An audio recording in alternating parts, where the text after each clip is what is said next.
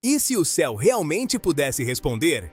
Esta pergunta ecoou por séculos nas areias de Israel, desafiando a razão de reis e a lógica de impérios. Hoje não vamos apenas contar uma história, vamos reconstruir os fatos de uma jornada que começou no fogo e terminou na eternidade.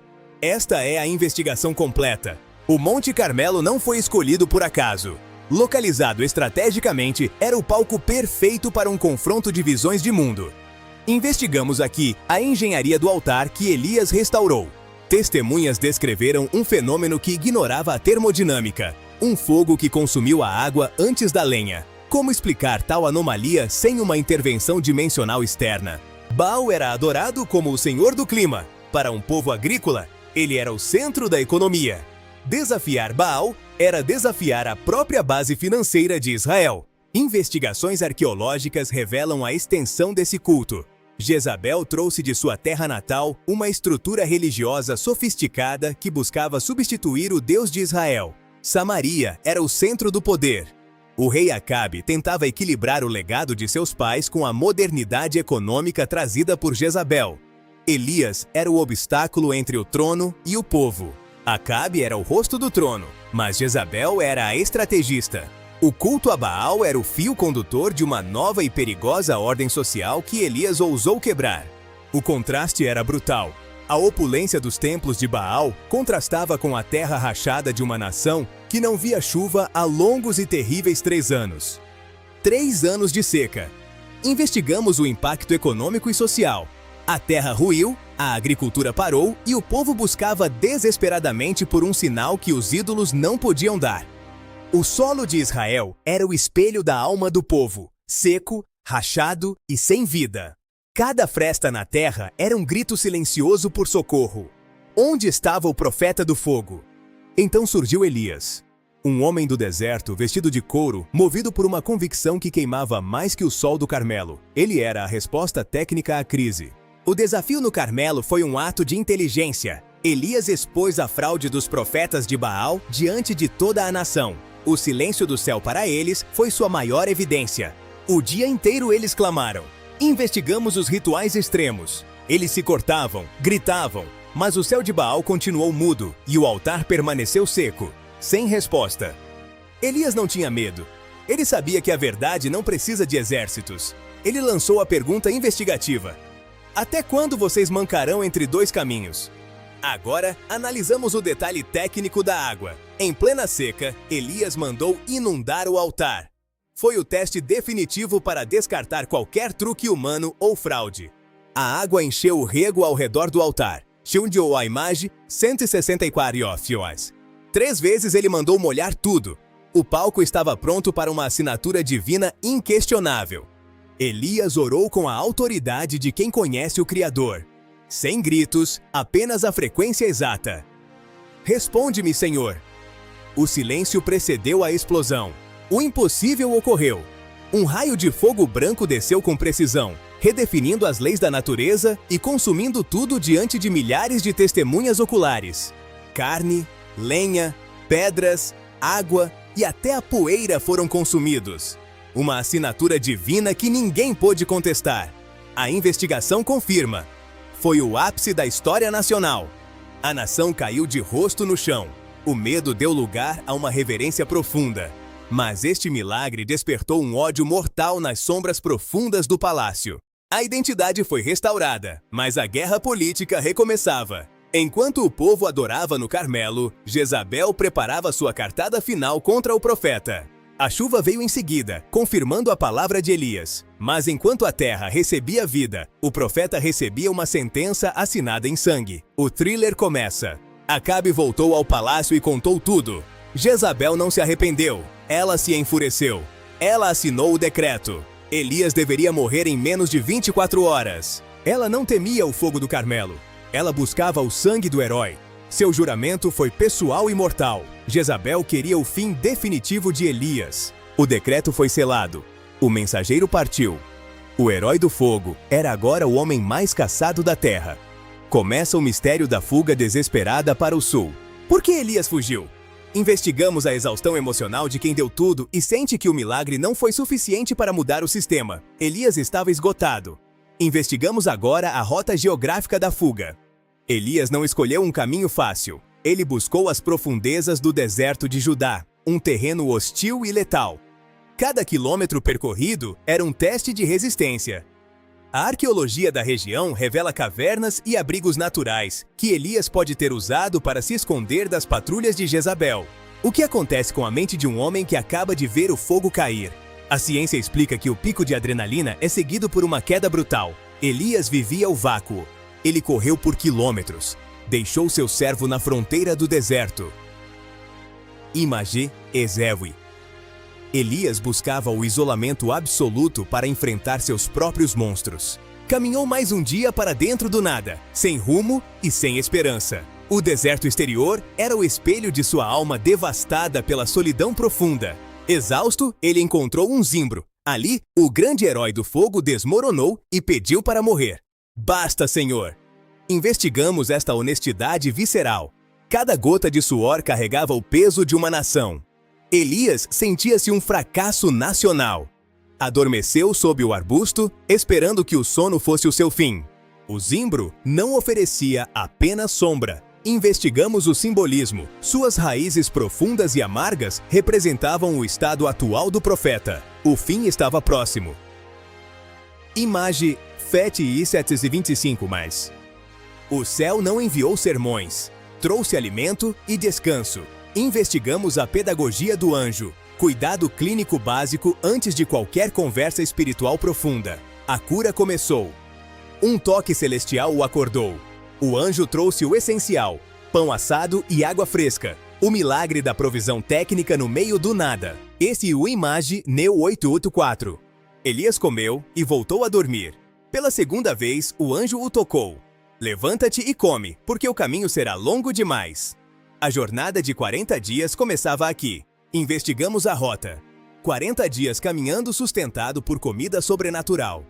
Elias atravessava o portal entre o desespero humano e a revelação divina. A força daquela refeição o levou além do limite humano. O destino era o Monte Horebe, o local sagrado onde Moisés viu a glória de Deus pela primeira vez. Ele chegou à montanha, mas antes da revelação, Elias precisava enfrentar o silêncio da caverna. O suspense da nossa investigação aumentava a cada passo. Ele se escondeu na fenda, e ali veio a pergunta que investigamos hoje. O que fazes aqui, Elias? O que você busca no silêncio do seu próprio deserto? Jascocos Imagem 3 VV Chespeios. Não era uma pergunta por informação, mas por reflexão profunda. Elias respondeu com sua dor. Então Deus mandou ele sair para fora da caverna para o monte. Primeiro veio o vento, um furacão que despedaçava a montanha física. Mas a investigação mostra: o Senhor não estava no espetáculo do vento. Onde estaria? Depois, um terremoto. O mundo parecia ruir sob os pés do profeta, o ápice do poder geológico em fúria. Mas o Senhor também não estava no terremoto. A busca seguia. E após o terremoto, o fogo. O velho companheiro de Elias no Carmelo. Mas o mistério se aprofundava. Deus não estava no fogo consumidor desta vez. Por quê? E depois do fogo, um cício suave, um sussurro delicado, o tipo de som que se ouve com o coração. Ali estava Deus. Vídeo: o Dá os 7 olhos. Investigamos os elementos e descobrimos: Deus não está no espetáculo para os olhos, mas na intimidade para a alma que sabe ouvir o silêncio. O silêncio curou Elias. Fortalecido pelo sussurro, Elias recebeu novas ordens. O profeta não estava sozinho. Havia 7.000 que não se dobraram a Baal. O medo acabou e a missão foi renovada. Ele encontrou seu sucessor, Eliseu, um homem de trabalho duro que receberia a porção dobrada do Espírito. Investigamos agora a transferência técnica do legado. Eliseu queimou o seu passado. Ele não deixou pontes para trás. Sua entrega total foi inspirada pela coragem restaurada de Elias. O mestre tinha agora um discípulo. O manto de Elias era o símbolo de uma responsabilidade que atravessaria milênios. Investigamos o significado. Era a transferência de poder e de uma visão espiritual eterna. Investigamos um dos dados mais curiosos do Horebe: os 7.000 remanescentes. Elias pensava estar sozinho, mas a inteligência divina revelou uma rede de resistência que Baal não pôde corromper. A investigação nos leva de volta a Samaria. O crime da vinha de Nabote, um caso de corrupção e assassinato orquestrado por Jezabel que selou o destino da dinastia de Acabe. Elias reaparece, não com fogo, mas com uma palavra de julgamento. Investigamos como a coragem profética enfrentou o abuso de poder no tribunal das ruas. Eles caminharam juntos até o Rio Jordão. O fim da jornada de um e o início da de outro estavam prestes a colidir no portal entre a terra e o céu. O impossível era rotina. Elias feriu as águas e elas se abriram. O profeta cruzou para o outro lado, onde o céu já o aguardava com uma recepção sem precedentes na história humana. Subitamente, o céu se rasgou, não para a destruição, mas para honrar o homem que guardou a chama da verdade em um mundo frio. Começa o arrebatamento técnico. Cada centelha testemunhava a glória do Deus de Israel. Investigamos a mecânica do arrebatamento, um veículo de transporte dimensional documentado por Eliseu. Elias subiu ao céu em um redemoinho. Enquanto subia, seu manto caiu. Eliseu o pegou, e com ele, a promessa de que o fogo continuaria a arder na terra. O fim era um início. O primeiro teste de Eliseu confirmou o legado. As águas se abriram novamente. O poder não estava no homem, mas na fonte que sustentava tanto Elias quanto seu sucessor. Nossa investigação termina com uma constatação poderosa. Elias continua vivo no espírito de todos que ousam desafiar o sistema e crer no silêncio de Deus no meio do deserto. Ele é eterno. Investigamos e descobrimos. Deus não está no espetáculo para os olhos, mas na intimidade para a alma. O silêncio curou Elias. Ainda hoje, no Carmelo e no Sinai, o eco da jornada de Elias atrai pesquisadores e fiéis em busca da mesma resposta que o fogo trouxe no passado. A chama está viva. Vídeo 488 Dias. A influência de Elias atravessou milênios. Investigamos registros em diversas culturas que apontam para este homem como o arquétipo do profeta eterno. A jornada continua. Que a força do profeta e o sussurro da voz mansa guiem seus passos. Fiquem com Deus e até a próxima investigação documental completa. Adeus e paz. Se você está debaixo do seu zimbro hoje, lembre-se: o anjo ainda traz o pão. O sussurro ainda traz a voz. O seu Carmelo está logo ali na frente. Não desista nunca. Por favor, se inscrevam, lhe deem me gusta, comentem e compartilhem. A vocês não custa nada e a mim me ajuda um montão. Que Deus abençoe cada um de vocês. Fim da jornada. Terminamos esta investigação com a certeza de que a história de Elias é um convite eterno para não temer o fogo, não desistir no deserto e saber ouvir o silêncio restaurador. Investigamos agora as evidências arqueológicas. Altares como o que Elias restaurou no Carmelo foram encontrados em diversas regiões, revelando a técnica de construção com 12 pedras brutas. A rota de Elias de Samaria a Berseba cobria centenas de quilômetros. Analisamos o terreno, uma maratona física que precedeu o colapso emocional do profeta debaixo do zimbro. O deserto não é apenas areia, é um ecossistema de sobrevivência. Investigamos como Elias sobreviveu ao clima extremo antes de ser socorrido pela provisão sobrenatural. Na cosmologia da época, Baal controlava a chuva. Ao selar o céu, Elias atacou a credibilidade do deus fenício em seu próprio domínio. Foi uma guerra de narrativa e de poder. O pedido de Eliseu por uma porção dobrada não era arrogância. Investigamos o termo. No direito antigo, o primogênito recebia o dobro para manter o legado da família. Jezabel trouxe a influência de Tiro e Sidom. A investigação mostra que o conflito com Elias era também uma resistência contra a globalização cultural que ameaçava Israel. Após o arrebatamento, o documentário foca em Eliseu. Sua caminhada de volta ao Jordão foi o primeiro teste de sua nova autoridade. O fogo de Elias agora tinha um novo portador. Elias tornou-se um arquétipo. Investigamos como sua figura atravessou a literatura clássica e as tradições místicas, sendo visto como o mestre que nunca deixou de ensinar. Hoje, o Monte Carmelo é um local de memória. Milhares visitam o lugar buscando entender o que aconteceu naquele dia de fogo. A investigação física continua nos locais sagrados. Em Haifa, a Gruta de Elias é um ponto de encontro de religiões. Onde a tradição diz que o profeta orava, investigamos o silêncio que ainda parece habitar aquelas pedras.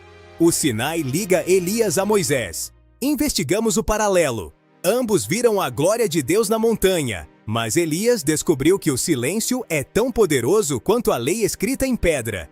Analisamos agora o impacto psicológico do silêncio. Em um mundo de ventos, terremotos e fogos, o sussurro é a única frequência capaz de restaurar a mente cansada. Elias aprendeu isso. O manto não era apenas uma roupa. Em nossa investigação têxtil e simbólica, descobrimos que ele representava a cobertura espiritual e a herança profética de uma linhagem eterna. A mecânica do arrebatamento desafia a lógica. Investigamos relatos de fenômenos aéreos antigos que descrevem veículos de luz. Elias foi o passageiro da carruagem do céu. Analisamos o impacto no judaísmo. Em cada celebração do Pessach, uma cadeira e um cálice aguardam por Elias. A investigação mostra que ele é o convidado eterno da esperança judaica. A investigação termina no Novo Testamento. Elias aparece novamente séculos depois no Monte da Transfiguração, confirmando que sua jornada nunca teve um ponto final.